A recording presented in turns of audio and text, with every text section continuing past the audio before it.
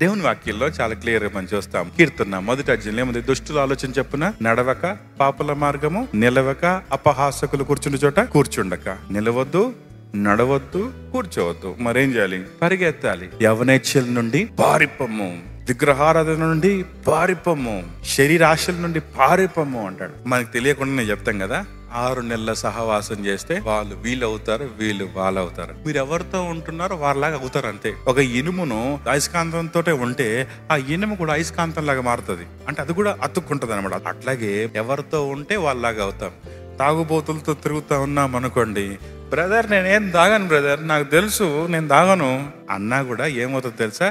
వాళ్ళతో ఉన్నప్పుడు మెల్లగా ఎప్పుడో ఒకసారి చుక్క లోపలికి వెళ్తుంది కదా. అందుకని అంటాడు, తాగుబోతులతోనైనను తిండిబోతులతోనైనను వారితో ఉంటే వారిలాగా అయిపోతాం. మరి పరిశుద్ధుల సహవాసం మనల్ని ఎట్లా చేస్తుంది శుద్ధిగా అంటే, బైబిల్ చాలా క్లియర్ చెప్తుంది. 2వ తిమోతి పత్రిక 2వ అధ్యాయం 22వ వచనంలో, యవనేచ్ఛల నుండి పారిపోము, పవిత్ర హృదయులై ప్రార్థన చేయు వారితో. మనము ఎట్లా పరిశుద్ధపరచబడతామంటే పరిశుద్ధ సహవాసం ద్వారా, పరిశుద్ధులతో ఉండటం వల్ల. ఈరోజు ఎవరితో ఎక్కువ ఉంటాం? మనం లోకంతో ఎక్కువ.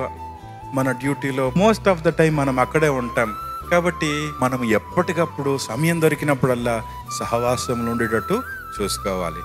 Fellowship is very important. పరిశుద్ధుల సహవాసం అనేది చాలా ప్రాముఖ్యమైనది. 1 యోహాను పత్రికలో మనం ఏం చూస్తామంటే, మాతో కూడా మీకును సహవాసము కలుగునట్లు అంటాడు. This is one of the very important thing. This days Christians are missing. ఈ దినాల్లో క్రైస్తవత్వములో మిస్ అయ్యేది ఏంటంటే ఇదే, పరిశుద్ధుల సహవాసం. ఆదివారం వస్తే పరిశుద్ధుల సహవాసం అయినట్ట కాదు.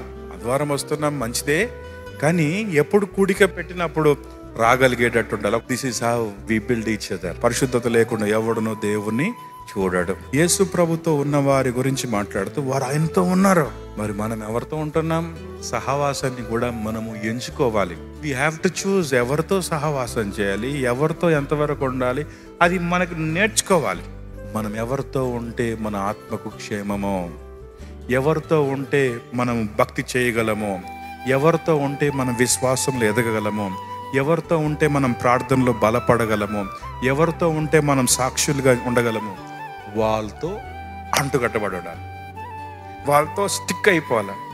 ఈ సోది మాట్లాడి అక్కడ మాటలు ఇక్కడ మాటలు అక్కడ వాళ్ళతో వాళ్ళలాగా అయిపోతాం మనం కూడా.